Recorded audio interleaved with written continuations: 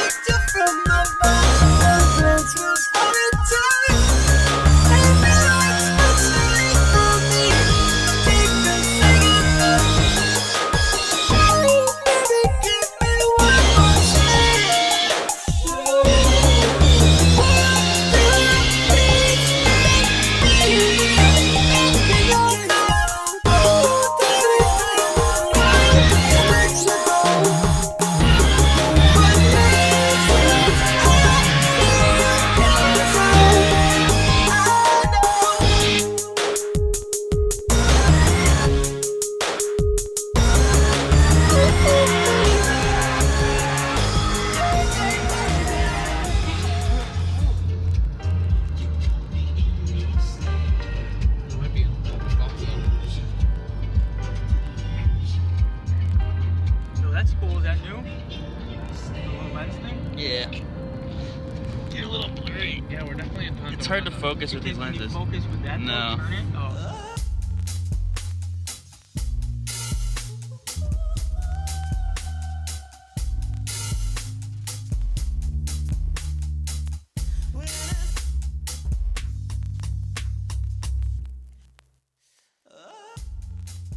First impressions of Malmo, they were nice city, different than some of the other European cities I've been to. It was kind of a mix between the smaller towns that I visited in the Netherlands and definitely Amsterdam. One thing that I thought was nice about it is that they had this nice mix of the modern and the traditional. You would see modern touches throughout the city mixed in with the older parts of the medieval city, and I thought that was a nice touch. The architecture there is definitely different than here. It's interesting. You're walking down the street past the Roman and Sulli type buildings, and all of a sudden there's a half-timbered Tudor-style medieval structure that's 2 stories.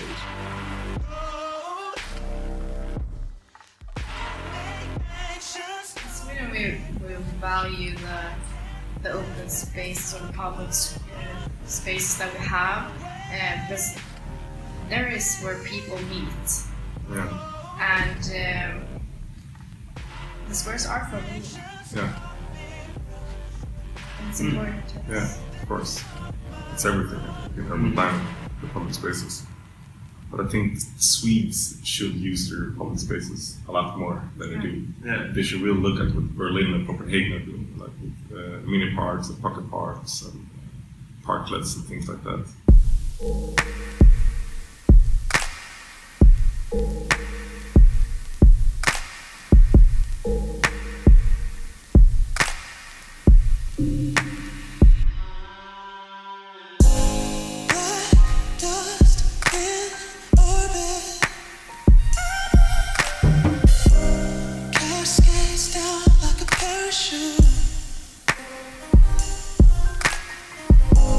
Bricks on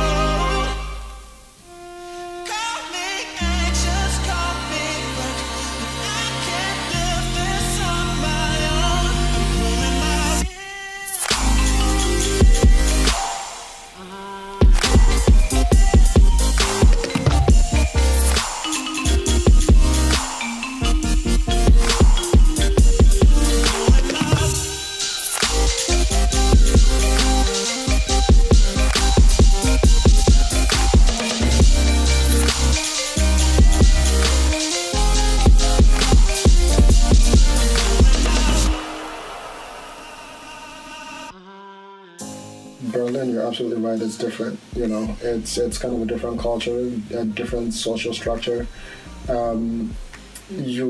You know, it was my first time there, and I know that the history, you know, the world wars and the Nazi party and all that kind of stuff, and you can really see how that's impacted the country, both physically as well as socially. You know, so you see all these monuments, and it's almost like you want to somehow remember what happened and make sure that it doesn't happen again.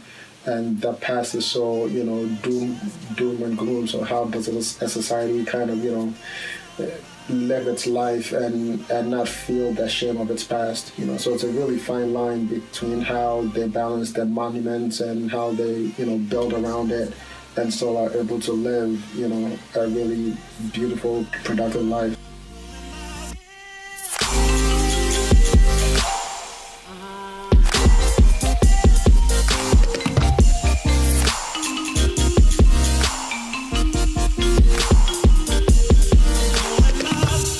I mean, urban design definitely plays a role in the creation of friction and the intermingling of these people that wouldn't normally intermingle. I mean, you gotta eat. It's tough to say what will work and what won't work in a city, but I think that's the goal of every design. It should be to create this not necessarily a homogenous group of people where everyone is the same that you see in these suburban neighborhoods of America, but to create this area where you have different people from different walks of life intermingling and cooperating together to create the best city that they can be in.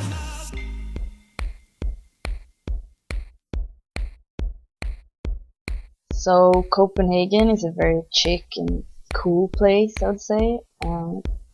Got a lot of unique architecture, both new and historical. I think the Danes are more outgoing than the Swedes. We're very modest people and we don't really like to talk about ourselves. So Danes are probably more like Americans, I would say, in that way. Since the laws around alcohol is different in Copenhagen, you're allowed to drink everywhere, but you're not allowed to drink in the street in Sweden. They might use the public spaces, like just hanging out, taking a beer, whatever. Another thing between the relationship Malmo and Copenhagen is that I know a lot of people they live in Malmo and work in Copenhagen, or vice versa, because it's so easy to get there by the train. The bridge is really handy.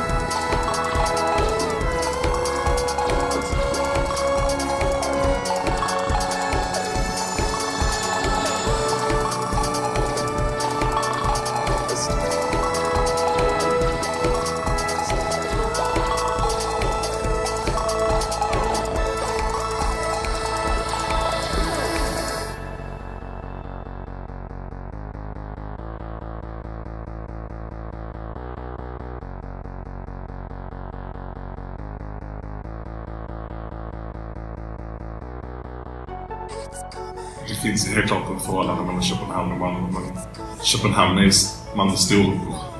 Man tittar ju mycket på vad Köpenhamn gör. Både en kultur och stadsplanering. Vad de gör i Malmö. Det har väl en riktigt planerad arkitektboom också. I Köpenhamn? Ja, Ja. jag tänker på i internationellt, eller danska är internationellt välkända för rita hus. Liksom. Men inte bara hus, alltså platser. Alltså jo, det är ju Ja. en arkitekt. Alltså, så, Ja. alltså gud vad bra. Så det är helt bra. Sen har ju bron gjort väldigt mycket. Alltså innan så tog man sig över en båt. Ja. Men när bron kom så blev det ju mycket närmare. Både med bil och tåg framförallt.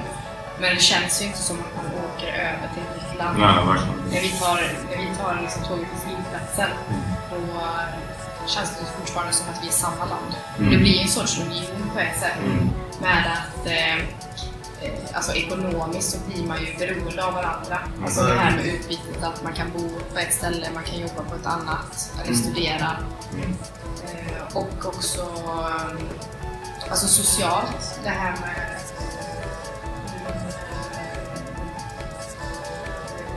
gränskontrollerna och det, vilka vill vi ha i vårt land och hur ska de komma dit. Och, vi har ju nu sett mycket ifrån Danmarks sätt att se på nyanlända. Och det har för betydelse för oss. Det finns också en stor kulturell skillnad mellan länder trots att det är så nära. Ja, absolut. What is the first word that comes to your mind when you think of Malmo? Very windy. But I would say that it's probably Sweden's most international city, because what I've heard is about 170 different nationalities living here, which makes it a very exciting and multicultural city with lots of different food and shops. And also it's very modern. I know they're working a lot with sustainability. Since America is a very young country, I would say that in Sweden you can find a lot of historical buildings that was founded before America was even born. In America everything is like bigger and supposed to be better, but not always. Whilst here both cities and buildings are a lot smaller and more compact. So I like that, yeah. That's probably what I think of when I hear Malmo.